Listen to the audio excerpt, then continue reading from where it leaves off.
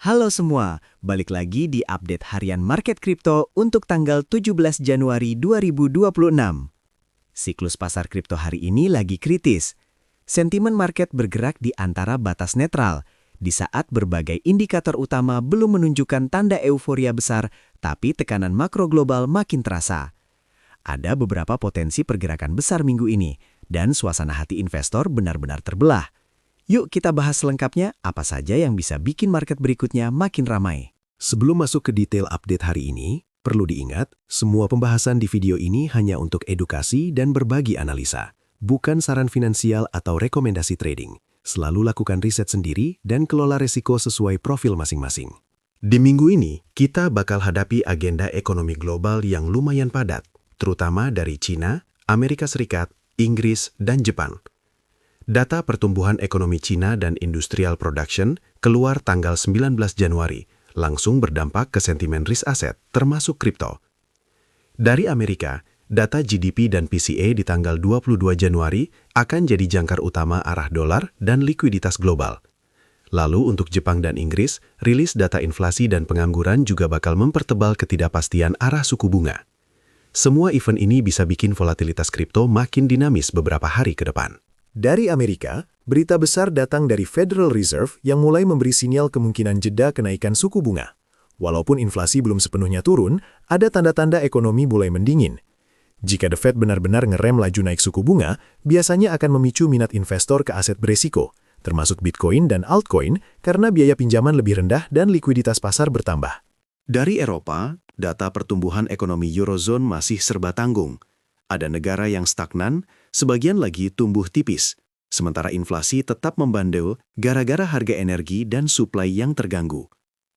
European Central Bank bakal semakin ditekan untuk ngatur kebijakan, tapi ketidakpastian ini malah bikin investor makin defensif.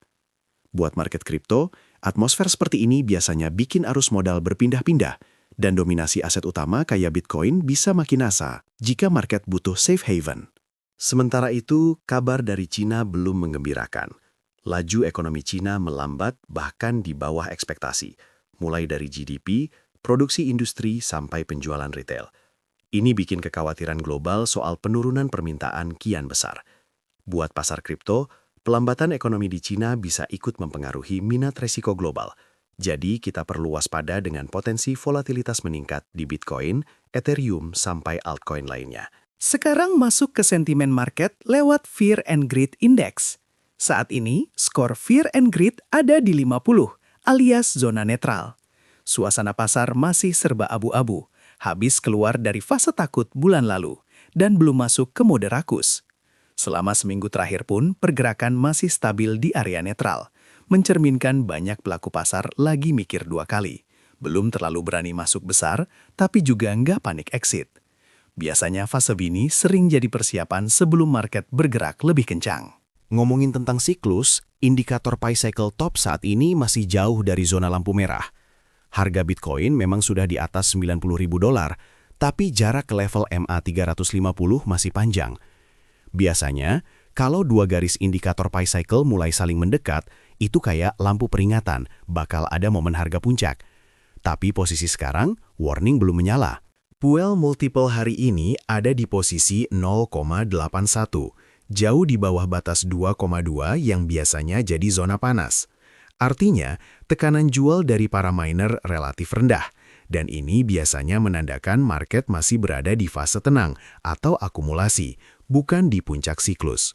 Posisi ini buat kita lebih waspada kalau ada perubahan mendadak dari sisi supply. Dari sekitar 30 indikator siklus market yang kita pantau, 3 yang paling menarik hari ini adalah Bitcoin AHR 999 Index masih di bawah target, menandakan masih ada ruang naik.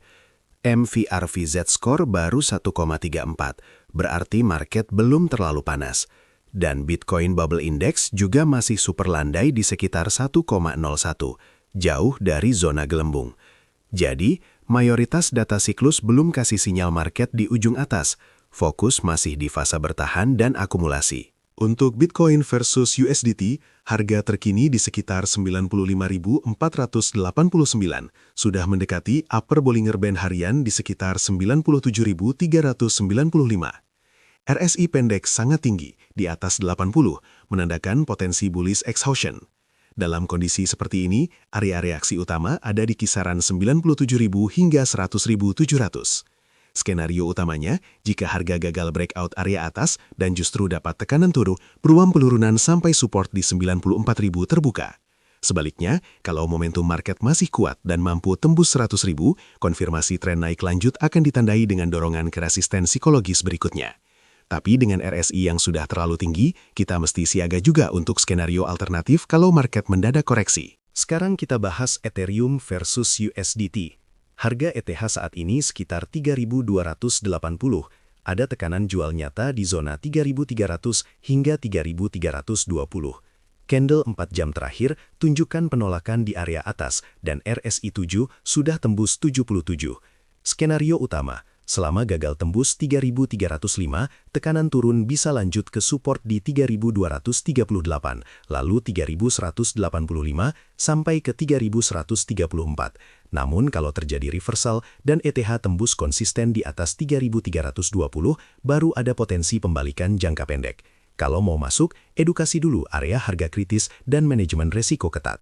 Di market BNB USDT, harga sekarang ada di sekitar 938,45, bertahan di atas VWAP dan semakin mendekati batas atas Bollinger Band sekitar 958. Momentum jangka pendek masih terlihat kuat, RSI 7 sudah mulai tinggi di area 71.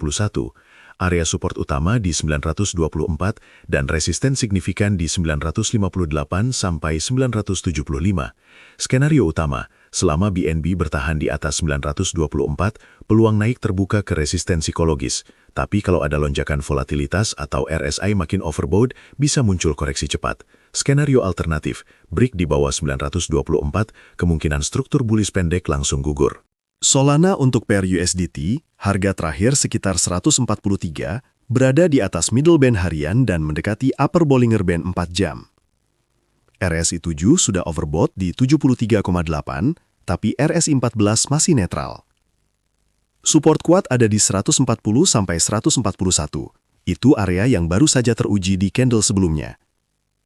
Skenario utama, potensi naik tetap ada selama harga bertahan di atas 140, dengan target ke 147, 150, hingga 152. Alternatifnya, kalau break di bawah 140, struktur bullish mingguan harus direview ulang. Kita lanjut ke XRP melawan USDT.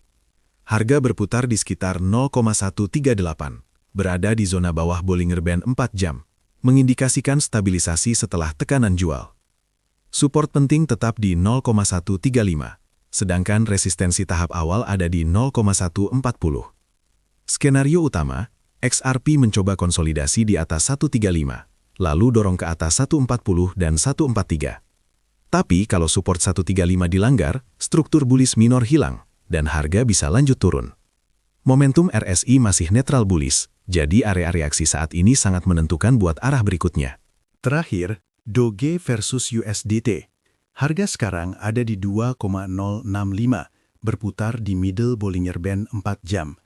RSI 14 baru pulih dari oversold, sekarang di 52, sementara support dekat di 2,025. Candlestick terakhir mulai bikin higher low, memberi potensi reversal bullish terbatas.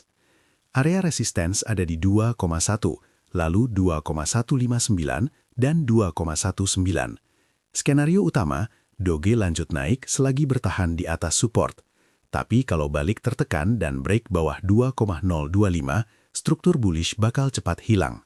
Penutup hari ini, ingat bahwa semua analisa di video ini hanya bertujuan untuk edukasi, bukan ajakan buat beli atau jual aset apapun.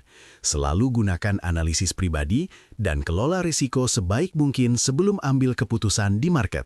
Sampai jumpa di update esok hari.